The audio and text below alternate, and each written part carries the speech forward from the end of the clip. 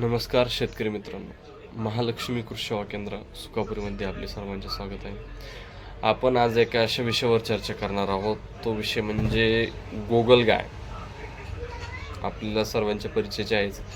तर हिचे नियंत्रण कसे करावे, हिची लक्षणे काय, ही केव्हा दिसते का नाही दिसते, या संपूर्ण आणि जैविक नियंत्रण आणि रासायनिक नियंत्रण या दोन्हीवर पण आपण आज चर्चा करणार आहोत.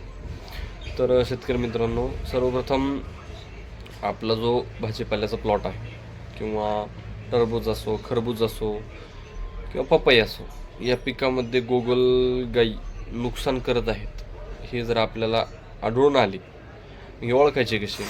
तर शेतकरी मित्रांनो, जेव्हा आपलं पीक किंवा भाजीपाला जेव्हा वरचा शेंडा मधातूनच कट मारतंय किंवा खरचडून खातंय, हे आपल्याला लक्षणे दिसल्यास आपण काय करायचं शेतकरी मित्रांनो, सकाळी शेतात जाऊन सूर्य निघायच्या आतमध्ये आपल्याला शेतात जाऊन पाहायचे आहे.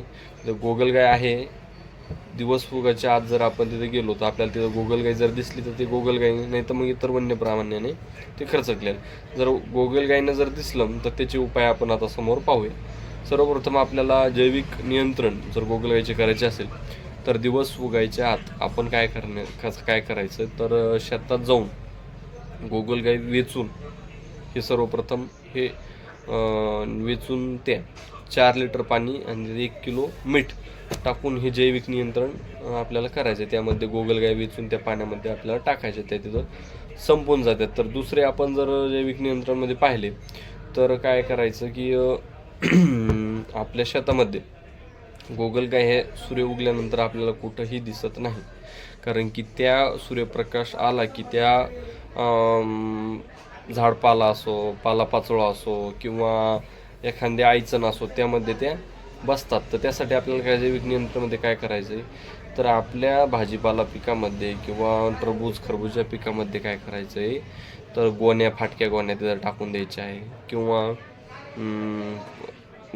पत्तागोबीचे किंवा फुलगोबीचे पानं असे टाकून द्यायचे जागोजागी, जेणेकरून काय की जेव्हा सूर्य उगवेल तेव्हा गोगलगाई आयचण पाहण्यासाठी आणि लपण्यासाठी त्या याच्याखाली जाऊन बसतील, आणि आपल्याला सकाळी आपण आल्यानंतर ते वेचून आपण जे 4 लिटर पाणी आणि 1 किलो मीठ हे टाकून जे पाणी तयार केले त्याच्यामध्ये ते टाकून द्यायचे. म्हणजे ते एक जैविक नियंत्रण आपलं होईल. ज्यांना शक्य असेल त्यांनी हा पर्याय करू शकतात, पण जेव्हा शक्यच नाही, भरपूर क्षेत्र आहे किंवा मग रिकामपणच नाही, मग रासायनिक नियंत्रण सांगावं. तर मग रासायनिक नियंत्रण आपण असं करू शकतो की रासायनिक नियंत्रणामध्ये आपल्याला स्नेल किल नावाचे एक औषधी मिळते बाजारामध्ये. स्नेल किल आपल्याला 1 किलो एकरी घ्यायचं आहे. स्नेल किलचे एक खडे येतात, ते आपल्याला काय करायचे, त्याचा बारीक थोडा भगर असा भुगा करायचा आहे, आणि ते काय करायचं, आपलं जे फळ पीक असेल, भाजीपाला असो किंवा टरबूज खरबूज असो, यामध्ये काय त्याच्या बुडाला थोडं टाकून जिथं प्रादुर्भाव जास्त आला तिथपासून सुरुवात करायची, जेणेकरून संध्याकाळी ज्या गोगलगाई येईल आणि त्या चाटून खाऊन त्या संपून जाते. हे असं आपण रासायनिक नियंत्रण करू शकतो.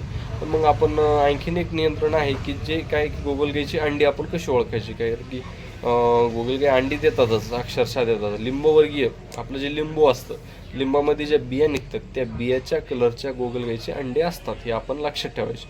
आपण जेथे असो, ज्या अडचणीमध्ये किंवा आपण नांगट काढतो त्यावेळेस किंवा कोणत्याही ठिकाणी जर आपल्याला हे आढळल्यास हे आपण नष्ट करायचे, जेणेकरून गोगलगाईचा तिथेच आपण नायनाट करू शकतो.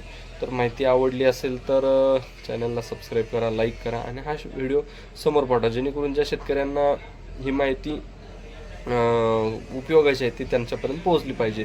परत एक पॉईंट राहिला शेतकरी मित्रांनो, शेवटी सांगतो की काय झालं शेतकरी मित्रांनो, कधी शेतकऱ्यांचं असं होतं की गोगलगाय नुकसान करते, काही शेतकऱ्यांना माहितीच नाही हे गोगलगायचं नुकसान असू शकतं.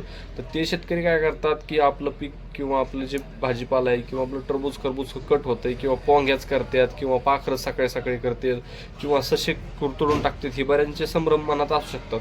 तर मग काय करतात ते त्या संभ्रमावरच जातात. पण काय होतं कधी मग ते ससे नियंत्रण करण्यात आणि तुमचं पाखरं नियंत्रण करण्यात कधी गोगलगाई सगळं साफ करून जाईल हे आपल्या लक्षात पण येत नाही. त्यासाठी आपल्याला काय करायचं, असं जर आपल्या शेतामध्ये जर झालं तर सर्वप्रथम सकाळी सकाळी सूर्य उगायच्या आत आपल्या शेतामध्ये फेरफटका मारणे आणि तिथे गोगलगाय आढळल्यास गोगलगायीचं नियंत्रण करणे.